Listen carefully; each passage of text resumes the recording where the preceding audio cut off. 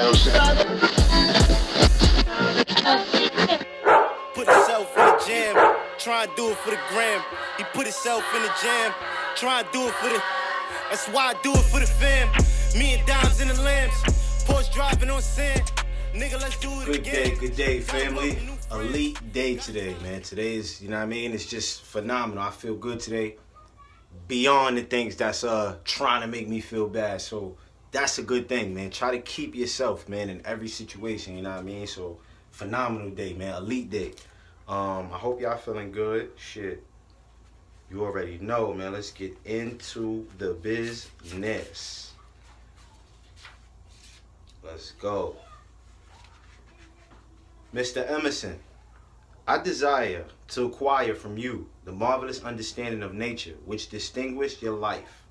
I ask that you make an impress upon my subconscious mind of whatever qualities you possess which enabled you to understand and adapt yourself to the laws of nature. I ask that you assist me in reaching and drawing upon whatever sources of knowledge are available to this end. Mr. Burbank, I request that you pass on to me the knowledge which enabled you to so harmonize the laws of nature that you caused the cactus to shed its thorns and become an edible food. Give me access to the knowledge which enabled you to make 2 blades of grass grow where but one grew before, and helped you to blend the coloring of the flowers with more splendor and harmony, for you alone have successfully gilded the lily.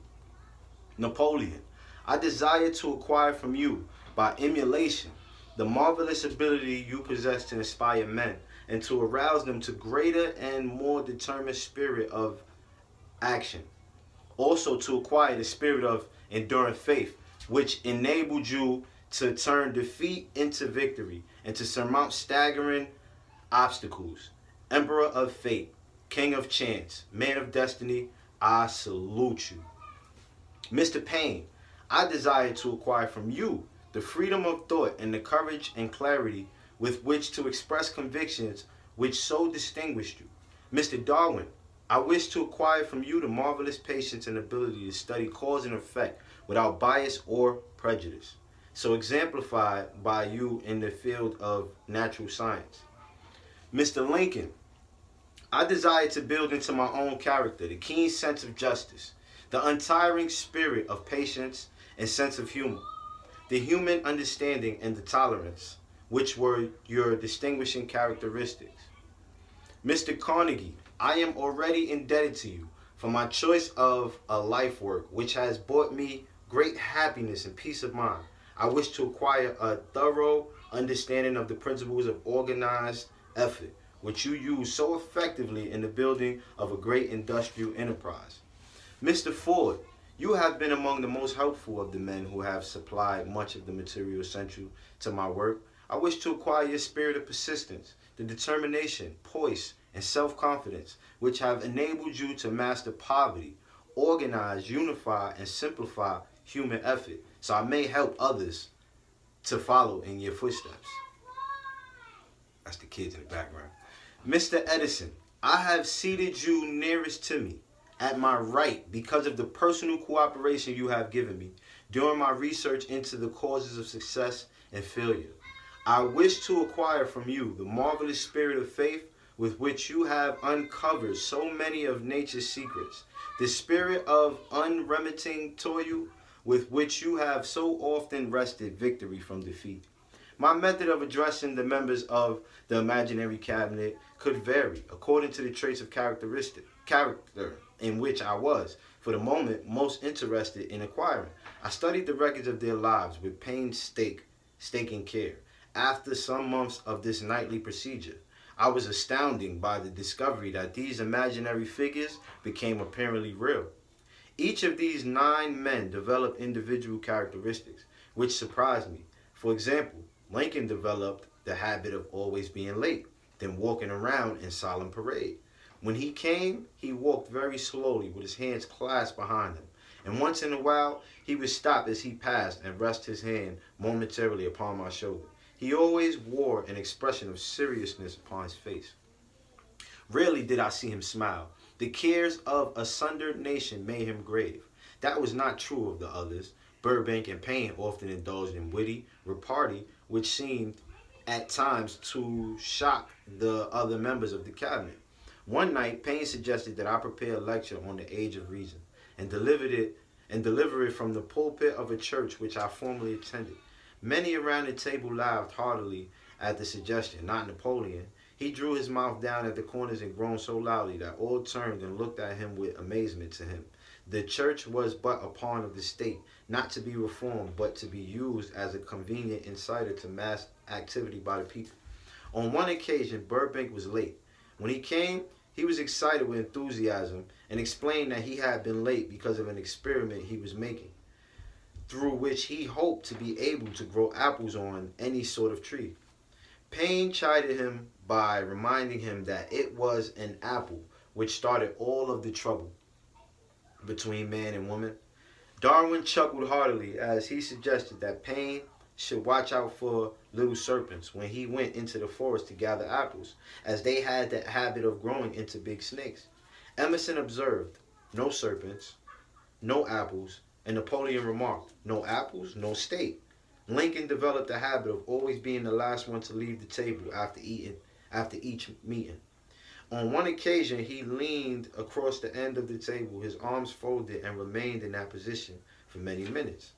I made no attempt to disturb him.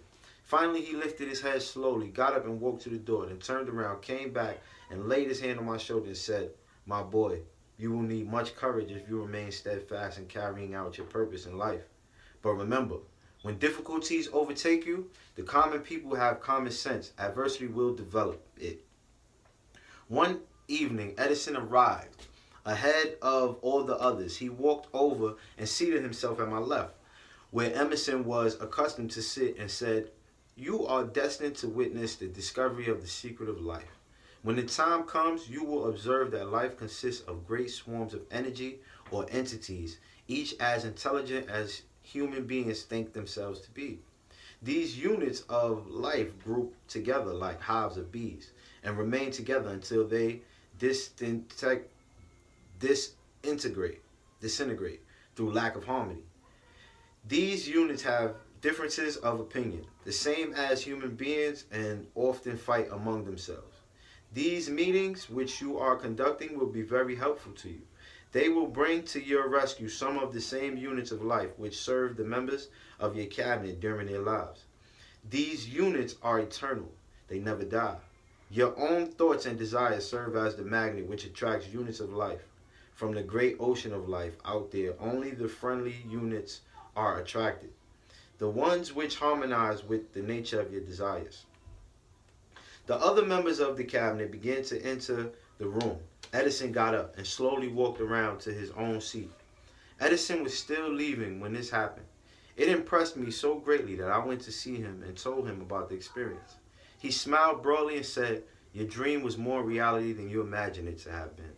He added no further explanation to his statement. These meetings became so realistic that I became fearful of their consequences and discontinued them for several months. The experiences were so uncanny, I was afraid if I continued them, I would lose sight of the fact that the meetings were purely experiences of my imagination.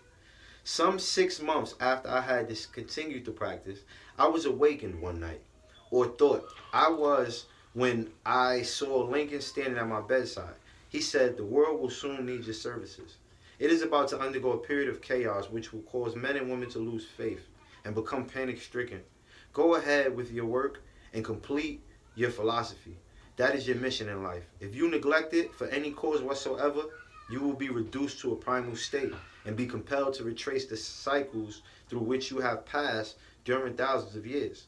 I was unable to tell the following morning whether I had dreamed this or had actually been awake, and I have never since found out which it was. But I do know that the dream, if it were a dream, was so vivid in my mind the next day that I resumed my meeting the following night. At our next meeting, the members of my cabinet all filed into the room together and stood at their accustomed places at the council table, while Lincoln raised a glass and said, "Gentlemen, let us drink a toast to a friend who has returned to the fold." After that, I began to add new members to my cabinet, Until now, it consists of more than 50 among them: Christ, St. Paul, Galileo, Copernicus, Aristotle, Plato, Socrates, Homer, Voltaire, Bruno, Spinoza, Drummond, Kant, Schopenhauer, Newton, Confucius, Albert, Hubbard, Brand, Ingersoll, Wilson, and William James. This is the first time that I have had the courage to mention this. Heretofore, I have remained quiet on the subject because I knew from my own attitude in connection with such matters that I would be misunderstood if I described my unusual experience. I have been emboldened now to reduce my experience to the printed page because I am now less concerned about what they say than I was in the years that have passed. Yo, that was dope, man. Napoleon Hill, thank you for this book. Thank you very much for this book. And every time I read it, I'm going to thank you for this book.